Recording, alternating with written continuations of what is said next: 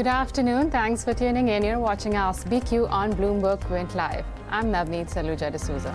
Hey Navneet, I'm Alex Matthew. If you've got questions in equity, then you can send those queries to us on Twitter, Facebook, YouTube and WhatsApp. You can also call us on 022-4540-4141 or you can mail us, as some of you have already done, on askbq@bloombergquint.com. Only make sure to add the AskBQ hashtag. Okay, but before we get to the individual queries on the show, let's tell you what's happening with the markets. The benchmarks are holding up in green. Both Nifty and Sensex are trading with some bit of gains. Nifty trading around the level of 11,260. From here about, from the current levels, we've not seen any incremental gains coming about, at least in last hour of trade. But whereas if you look at the broader markets, there is some sign of selling which is coming at higher levels. As you can see, small cap index is down 0.2%. In the morning session, if you looked at the market breadth, we were pretty much in favor of advances, almost 2:1, but that's deteriorating now. As you can see, the gap is bridging between advances and declines. The VIX volatility index has moved higher in trade today, so it's up 2.5%. It's inching very closer to the mark of 28, remains at elevated levels. And in terms of Nifty contributors for the day, which are the stocks which have contributed to those 36 points gain that you're seeing, and once again, leadership comes from your heavyweights. Reliance Industries, HDFC and IT seems to have bounced back today, in fees also trading in green, whereas stocks like Z, Yes Bank, HUL and L&T have seen some bit of selling pressure coming by.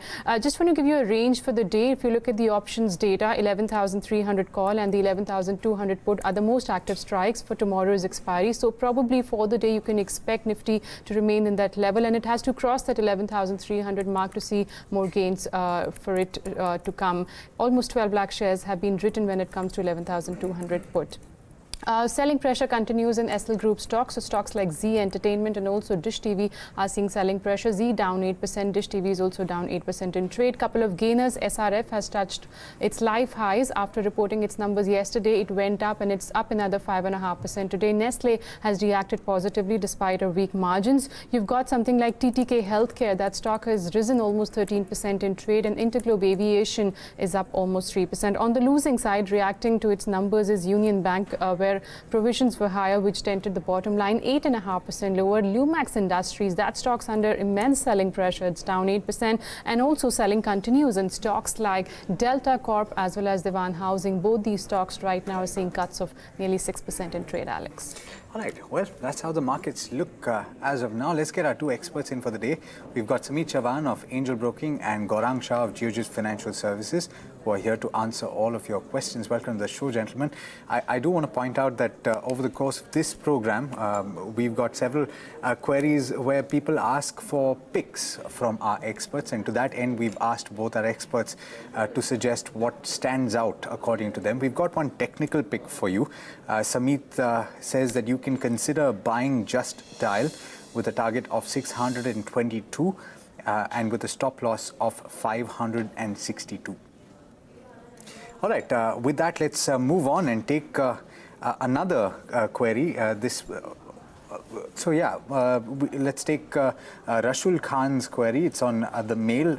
He sent us a mail. He's asking for a 1-month view on Bharti Airtel. Let's pull up the chart and see where it's currently trading. Remember, this stock saw a lot of action yesterday, rose significantly in trade. Today, it's a little bit under pressure, about 0.9% to about 1% lower.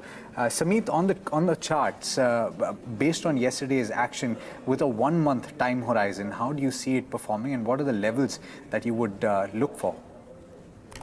See, clearly this stock has been one of the laggards over the past couple of years. In fact, yes, recently we saw a steady move in this counter. Stock has managed to give a gradual recovery towards 330, 335. However, since last 3 to 4 weeks, what we have been observing, whenever the stock tries to surpass its major resistance of 335, 340, somehow this attempt is clearly getting sold into. So what we believe is, if this stock has to trigger any kind of positivity, at least in the near term, the stock needs to surpass 335 on a closing basis. So if that happens, then yes, we could see this stock heading towards 360, 365. But if anyone wants to get into this counter, wait for a breakout to happen beyond 335 on a closing basis. Okay, that's the technical view on Bharti Airtel. Let's move on. We've got another query coming in from Bhavesh, who's written us on mail.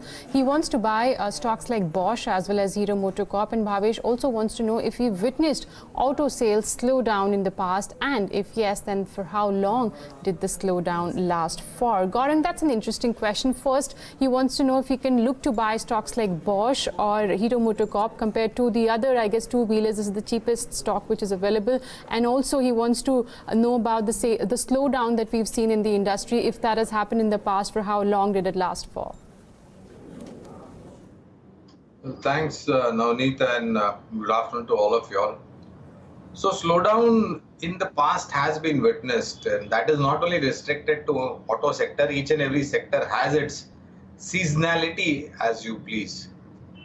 This time around though, Navneet, the slowdown is a little bit different in nature.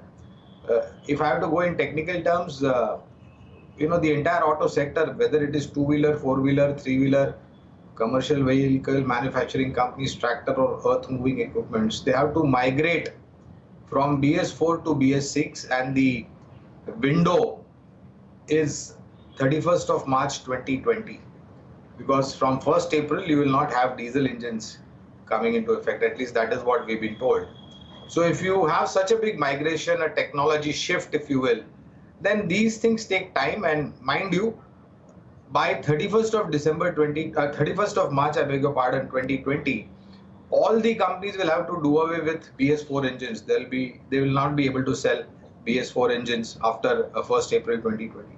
So this is a slowdown and it is technical in nature, but is it structural? I don't think so. Is there recovery on the horizon in the next 3-6 months, 9 months? Well, we definitely feel so. Is there a buying opportunity in stocks like Hero MotoCorp? Well, again, it's a great investment idea, and corrections should always be used as buying opportunity. And so is the case for a pure OEM segment company like Bosch. Now, let me tell you over here also that its parent Bosch AG has actually given out a lot of manufacturing capabilities locally, that is in India. And over a longer period of time, the parent company is planning to make the Indian counterpart an outsourcing hub for the rest of the world. So there is again a great opportunity. So I would say that if you have a 2-year plus time horizon, definitely dip into both. Right. Fantastic points being raised there about the cyclicality of industries like the auto one. Let's take a short-term query now. Rangarajan Balakrishnan has got a query on BHEL and SBI. BHEL, Sameet, is for the next 6 months. The stock is down about 2.5% in trade today. SBI, he's looking for a 1-month target. See, as far as BHEL is concerned, considering its historical nature, it is very difficult to predict its price movement. The kind of deceptive move this particular stock gives. So generally we avoid this counter. So it becomes very difficult to give any kind of projection for this counter. In the near term, you could see resistance somewhere around 68.70. As far as SBI goes, yes, this stock has been one of the outperforming stocks in the banking as well as PSU banking space. If you have to take next 3 to 4 weeks view, then probably we expect a gradual move towards 328, 313 SBI. Okay, that's the technical view coming in on SBI. Ayush Agarwal has written to us on YouTube. He wants views on stocks like Savaria Consumers and also Yes Bank. He wants to know if these are the right levels for him to buy into these stocks. So, Sameet, I'll come back to you. I don't know if you track Savaria on the charts because it's a penny stock and also a over-leveraged company, I would call it. But what are your thoughts on Yes Bank at current levels? Would you advise somebody to take a trade? No, I would clearly avoid both this counter. Yes Bank, which has been a laggard since last 5 to 6 months, I would certainly avoid getting into this counter. One should stick to quality names within the banking space, PSU banking space. SBI certainly looks good. So if you want to get into a mid-cap private banking space, then probably DCB, KTK Bank at current level looks good. Okay, Gaurang, we've got a question on a couple of consumer stocks, ITC and Britannia. Lovelap is already holding these two counters. He's asking if he should add or if he should exit based on, I think, concerns about the commentary coming in from certain players in the space itself about, I believe there was an HUL commentary with regard to the nature of the FMCG business with regard to recession. It's not recession proof. So how do you rate the space and whether or not you're concerned about the consumption story at all? So, well, to put everything in a small nutshell, are we going to stop drinking tea, coffee? Are we going to stop having biscuits, bread and butter, noodles? Are we stop going to, eating food as a matter of fact, given the fact that most of these companies, like ITC's got Ashirwad brand, etc., etc. Alex, India is a consumption-driven economy and it will remain like this. It has got a strong population force. Of that population force, 35% is a young population, and they all strive for new age eateries, etc., or menus that are available nowadays to spoil yourself. And I think it is only a short to medium term slowdown. And let me tell you this, moment you have the election done and dusted, a stable government most probably in place, then semi-urban and rural India is going to be the driving force. And in fact, some of the commentary given by these management FMCG companies have also shared that the demand from semi-urban and rural India is going up. It is actually playing a catch-up to metros, tier 2, tier 3 cities. In that scenario, well, Britannia, Nestle, Marico, Dabur, Imami, Godrej Consumer Products Limited, ITC, HUL are all buy recommendations on our side. Gaurang, very quickly, just to add on to the point that I was trying to make, I don't think there's anybody who can really question the consumption story for India over the next decade or so. But the worry perhaps in the near term would be with regard to margins, with regard to grammage, perhaps people choosing cheaper brands over the more expensive ones based on, how their salaries are rising. Well, Alex, if you are used to one particular brand, and if you have your flavor in that brand, then I don't think even you or me as an individual would want to dare experiment something else. And, cheaper brands have a wider market but a shorter life. Let me just put it that way. And you go into a market, whether you want to buy something to eat or whether you want to buy something to wear or whether you want to buy something to decorate your house. If you want quality products, you have to pay premium for that. So the choice is all yours, whether you want to go for cheap stuff, like as I call it, cheap Chinese dumps, or you want to buy premium Indian quality stuff. Okay, Gaurang, actually we can go on debating on this topic. In fact, Alex, one thing is clear, the commentary which is coming from most of these companies, there is a bit of slowdown which has come in for rural market. In fact, HUL has said for HUL, rural market used to grow at 1.3 times the urban. That number has come down to 1.1. And as you rightly mentioned, people start down trading. Yeah. And when you start down trading, you start buying smaller packets that impacts your... happens. Yeah, so on per gram basis, the price for the company comes down. Correct. And the volume growth is a function of both price as well as the quantity they sell. All right, let's move on. Kruthat Thakkar writes to us on Facebook. He wants to know if he can buy IDFC First Bank at current levels. Remember, the stocks collapsed this week post its numbers. Last week, somewhere it was at 49, now currently trading at about 42 levels. Sameet Chan, would you recommend taking any sort of trade considering the correction it has witnessed this week? Certainly avoid. The stock has been breaking its major support level since last few days, first 48 and now it has even breached its 200-day moving average. So I would certainly avoid. For a time being, the trend remains on the downward direction. Gaurang, a question on the defense space. We're talking about Hindustan Aeronautics. Bibin wants to know whether you would recommend a fresh entry. Excuse me. Well, Alex, HAL, Hindustan Aeronautics, or a Bharat Dynamics, or a Cochin Shipyard, these are all 5-year story investment idea because they make equipment for defense. Some of them are complex equipments, high precision equipments, required extraordinary manpower and technology, and take time to execute. So unless and until you have 5-year forward investment time horizon, well, it's definitely a buy because it's a government PSU and caters by and large to the defense and armed forces.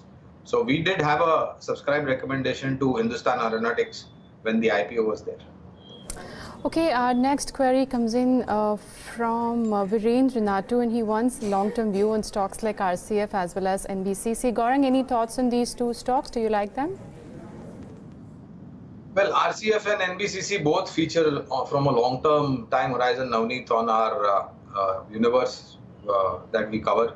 So unless you have 2-year plus time horizon, you can definitely go and buy it. If not, then I think it's going to be a difficult proposition. Okay, let's take up Jayesh's question. Jayesh Tulsiani has written us a message on Facebook. He's got Maruti Suzuki that he's bought at elevated levels. 9,100 is where he bought it. Stock is currently trading above that 6,500 mark, closer to the 6,600 mark. And he's got Vedanta that he bought at levels of 354. He's saying that he can hold on for another year, Sameet. Based on what you're seeing on the charts, do you think that he should hold on for that long? And what strategy would you really recommend for him? Since such kind of stocks, Maruti, which has been enjoying, its multi-year bull run, but since, last 10-12 months, the stock has been, undergoing a time-wise as well as price-wise correction. It is now trading around its major, multi-year support lows, somewhere around 6,500, 6,400. So, yes, definitely it would take time. So that's what I said. Time-wise projection would be difficult, but since he has bought it at higher levels, stock have already corrected sharply and trading around its major support level. So it's better to stay invested, and probably one has to take that time-wise pain. Sameet, I'm going to come back to you. The next query is on Madison Sumi. Let's just pull up that chart. On Facebook, Jim Matthew writes to us, and he's bought this stock around the levels of 157, and now it's fallen down to 120. He wants to know what strategy now he should deploy here. Sameet, what would you advise him? Clearly, there has been no respite for this particular counter. We are seeing vertical falls since the levels of 160 in such a short span of nearly 2 to 3 weeks. Probably from here on, this stock would give some bounce back toward 135, 138. So if that happens, then he would certainly have to reassess the situation. Okay, I'm going to try and club a couple of questions here today. We've got Ayush Anand, who's asking about electrical wire cable businesses, which are the good stocks to buy for the long term. And we've got a similar question from Voice of the Lamb, who's asking specifically about Havells, Phenolix and Polycab for the next 10 years. So Gaurang, with regard to the space, if you're looking at it, do any of these names stand out? If not, what would you pick? So 3 names: Phenolix Cables, Havells India and Bajaj Electricals. We have buy recommendation, all these 3 from a long-term point of view. And if you were to look at the prospects for growth, how would you rate them? Well, so Havells, Bajaj Electricals and Phenolix Cables. That would be the order of choice. Okay, let's move on and take the next query on Snowman Logistics. That counter, by the way, is quite active in today's session. There is some interest on the upside. Actually, it's fallen from the highs. It's currently trading with gains of 3%. Gaurang, if you track the logistics space, do you like something like Snowman Logistics? Well, the entire space was fired off just before the GST rollout, and from that time onwards, I mean, post GST getting implemented, all of them have gone into hibernation, if you will, and underperforming great time. 3 stocks that we like in the logistics space are Container Corp, Blue Dart, and Transport Corporation of India. These would be the preferred bets, Navneet. Okay, we've got Jayesh pointing out that he's also asked about Vedanta, so I'm going to go back to Sameet on this one. What's your call on Vedanta, Sameet, with regard to strategy? See, this stock is clearly undergoing some kind of time-wise as well as price-wise correction. The kind of correction that we are seeing in the entire metal space, it would take some time. Stock probably consolidate around its major support level, but since 150, 160 seems to be a cluster of support for this particular counter, I would rather ask him to stay put in this counter. Okay, pull up Vimta Labs. We've got a query coming in on that counter. Krish has written to us. He's bought the stock at 240 and now it's 190, pardon me. Sameet, I'm coming back to you. His time horizon is 6 months and he wants to know at what level he can look to average. So what would you advise him? Technically, how are the charts looking? Should he go in for averaging or not? See, at least not at current level. I don't see any, encouraging sign at least at this juncture. The volumes have dried down completely. Yes, day before yesterday we saw some spike in prices as well as volumes, but again the stock is now consolidating. So what I would ask him to do is he should keep a close eye on important resistance of 210. If the stock manages to surpass this 210 and if volume starts picking up at least for 4 to 5 days continuously, then probably he can look to average it out.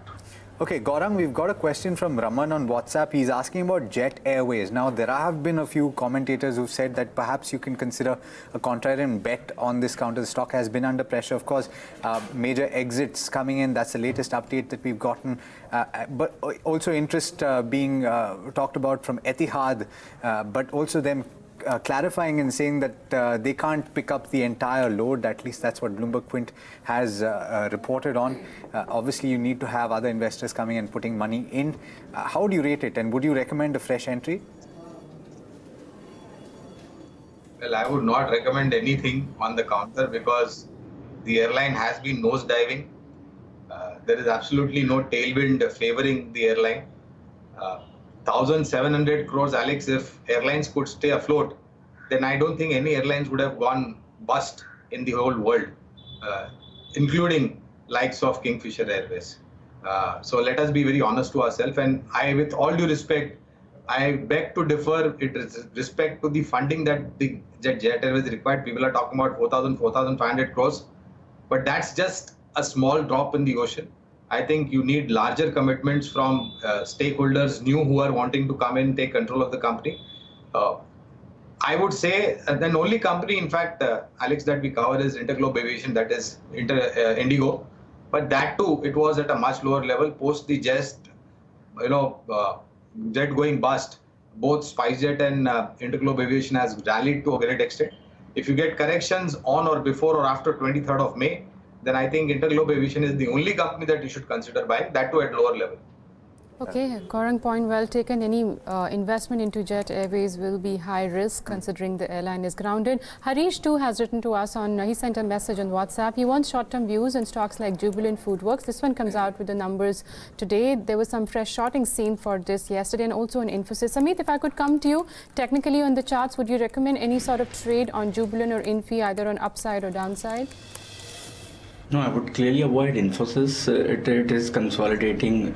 Yesterday we saw a correction in this counter, but again the stock has managed to give decent recovery from low level. So probably it is undergoing some kind of time-wise consolidation. I would certainly avoid Infosys at current juncture. As far as Jubilant Foodwork is concerned, this stock has been declining continuously, but I would certainly avoid this counter ahead of its numbers. All right, if I'm not mistaken, it's time for the rapid fire segment, right? If I can fit in. All right, so let's go to the rapid fire segment. This is where we try and fit as many queries as possible. Just a quick shout to both our experts. Do keep your queries as short and as cogent as possible. I'm going to start with a query to you, Gaurang. These are 3 stocks for the long term. Ankit Vakil is already holding them. This is L&T Financial Holdings, Yes Bank and Tata Motors. What he's asking is, should he hold on for the long term?